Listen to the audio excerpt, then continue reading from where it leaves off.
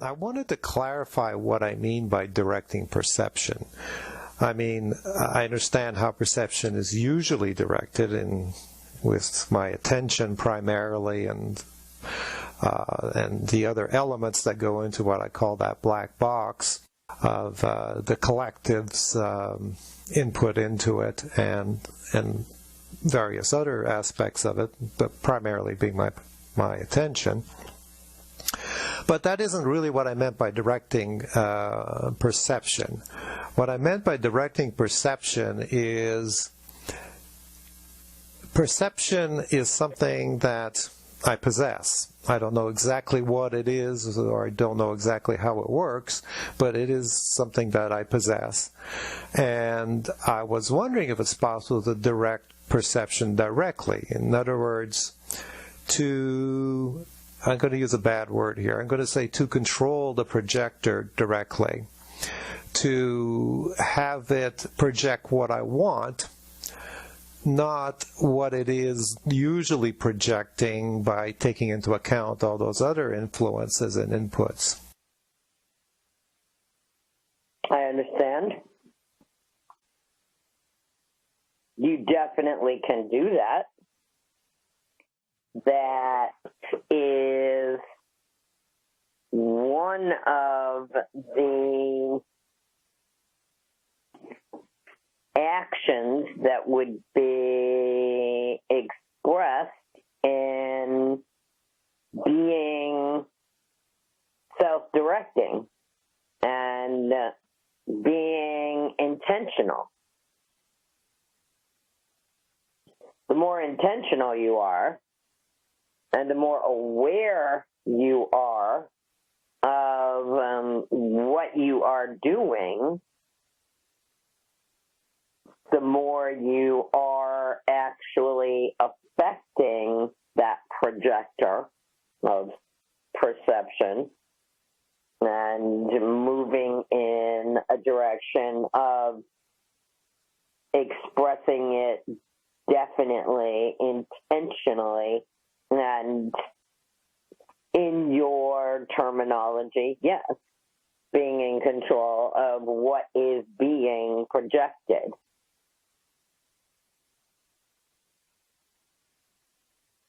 Then it's simply a matter of awareness.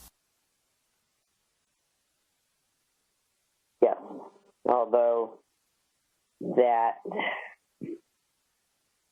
isn't so simple. But yes, it is being aware of that interconnectedness that I have been speaking to all of you about, that being aware of the action of one moment, one subject flowing into the next, and being able to see that as it's happening, and then intentionally directing it.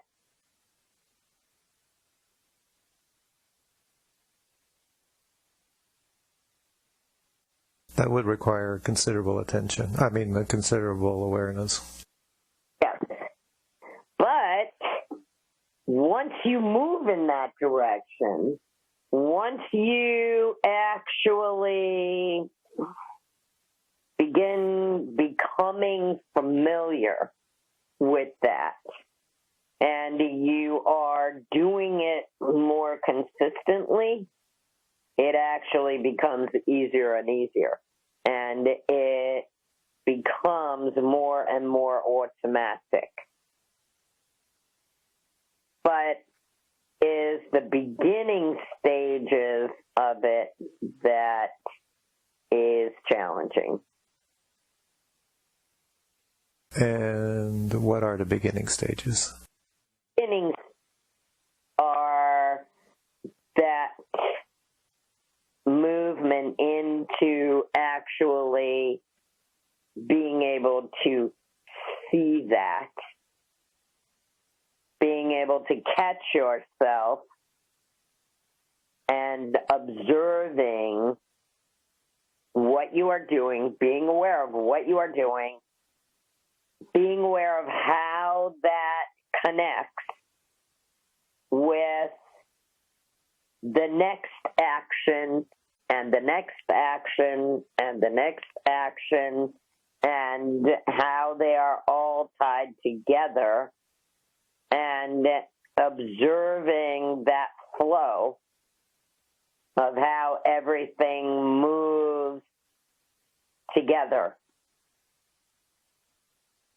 You are accustomed to, in a manner of speaking, viewing your reality and action and choices from the perspective of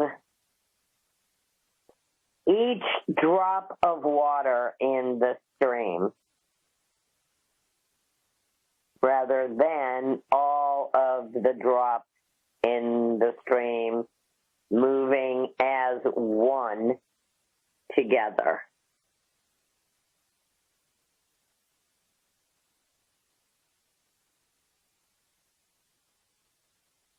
I understand. So once you move in that direction, once you actually begin catching yourself and you begin to be familiar with that action of each moment flowing into the next, each subject flowing into the next, and you can see it, then you can begin to be directing of it intentionally. And that, my friend, is the answer to your question. Actually, I would say that is the answer to most of your questions. Once you can do that, then you are in a position in which you are intentionally manipulating your reality and moving in a direction intentionally of what you want. And these exercises that I am doing, do they play a part in that?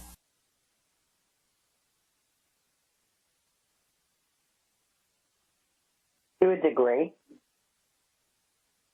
yes, because that is an action of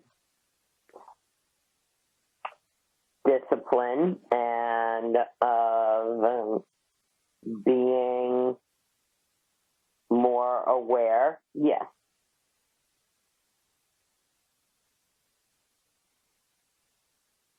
Okay. Well, we'll return to that topic a little later, perhaps.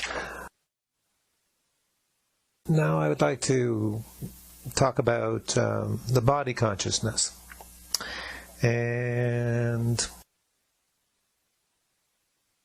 it's kind of something that I don't really understand. In that, what is it in relation to me? I mean, on the one hand, it is a projection, just like furniture. But on the other hand, it's very different from those kinds of projections. It's an extremely intimate projection of mine. And it is much more aware than the other things that I manifest.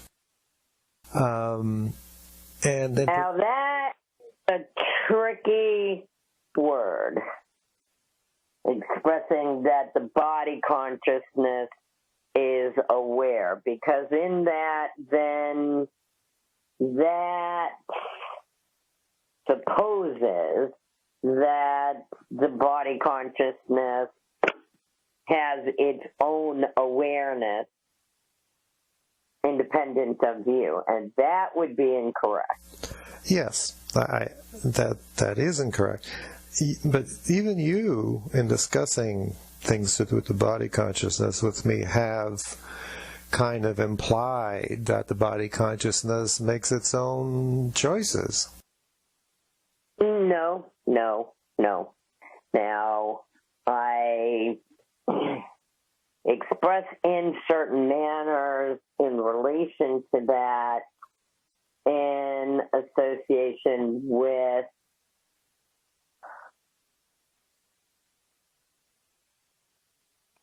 expedience and the confines of your language.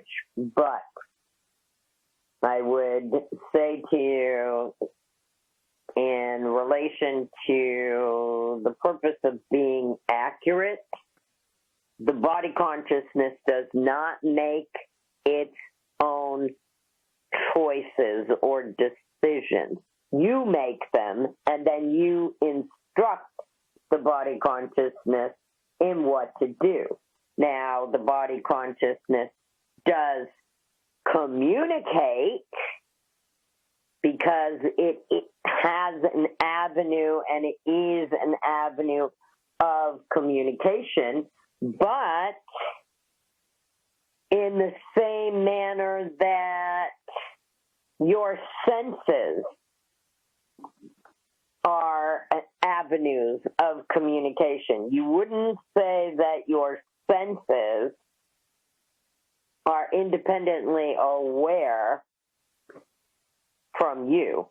You know that this is simply a part of you that you are using as an input of information. Now, in that, your senses are an avenue of communication. Therefore, they input information and they express that communication of information to you. The body consciousness does the same.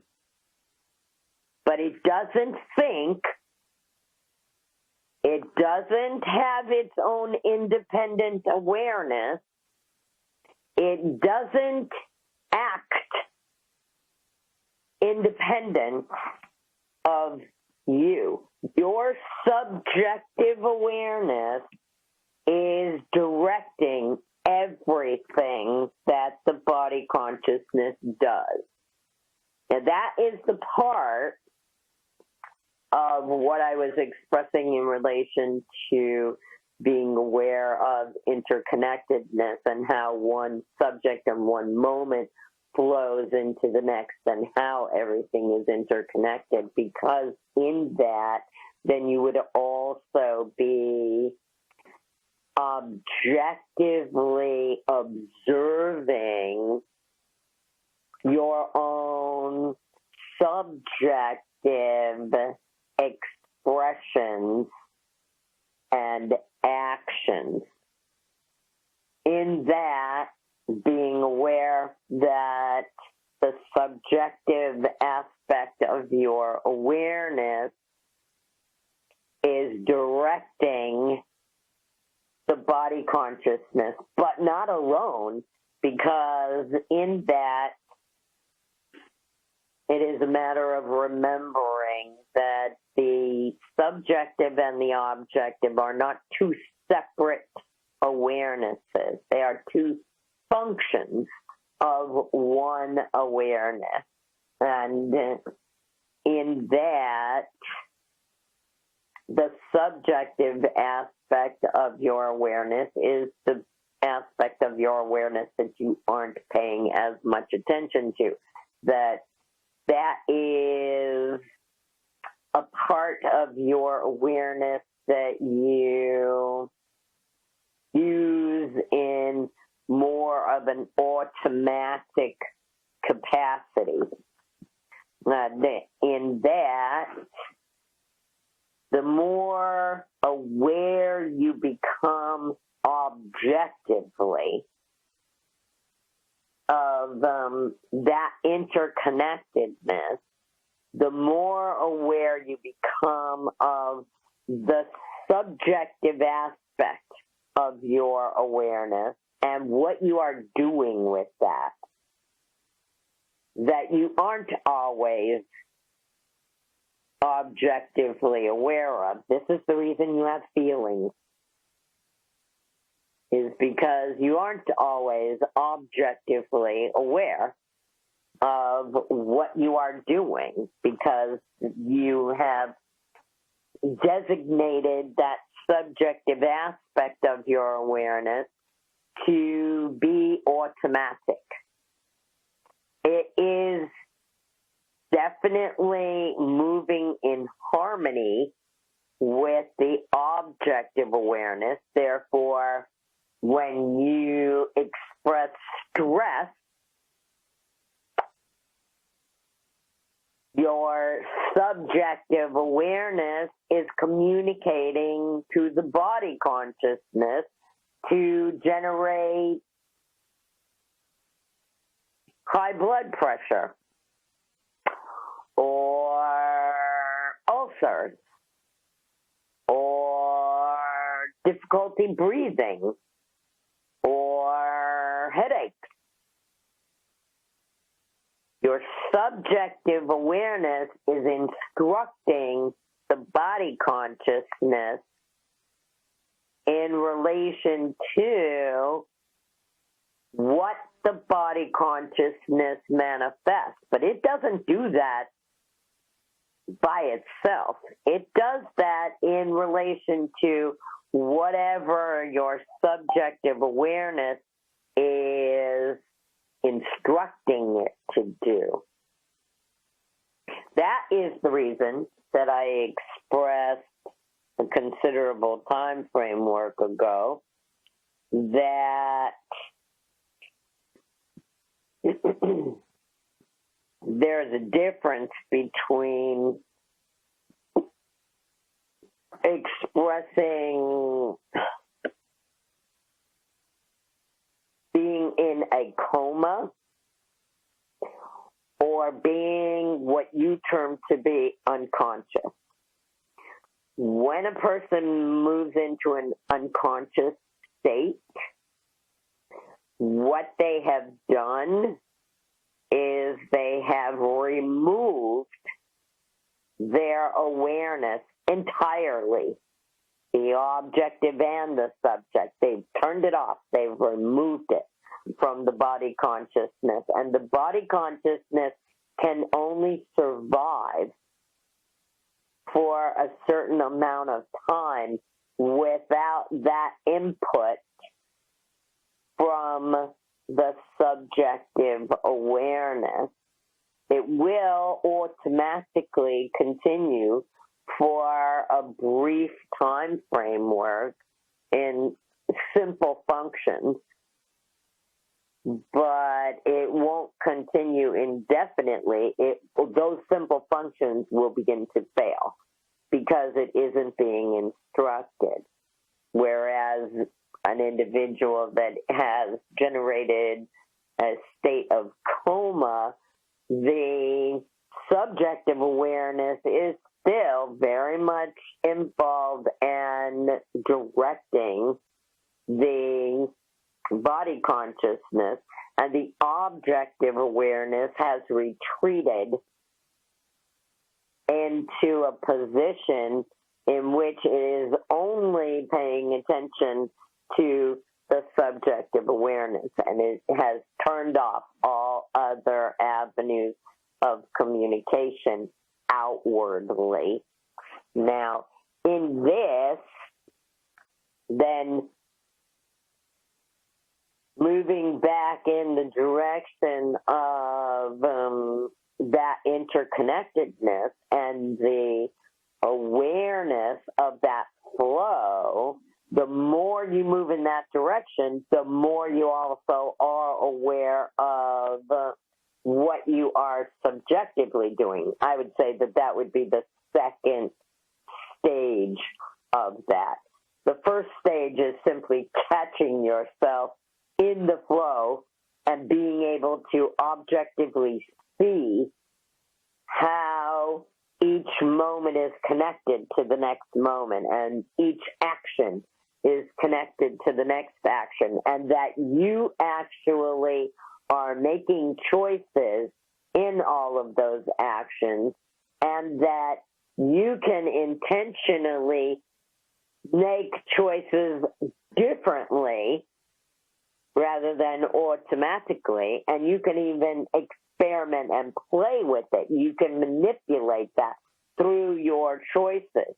That is also manipulating your perception in relation to the choices that you are making by observing that flow. Now, the next step or stage would be not only playing with it and manipulating it in relation to the objective aspect of that flow and those choices and the actions and subjects that are all flowing into each other in every moment, but then adding to that the objective awareness of what your subjective aspect of your awareness is doing, what cues it's taking from the objective, what directions it's moving in, how it's processing and responding to whatever you're doing objectively, because it is responding, and then how it is directing the body consciousness. I would say to you, there are many actions, very simple, that your body does in a natural capacity that you don't think about.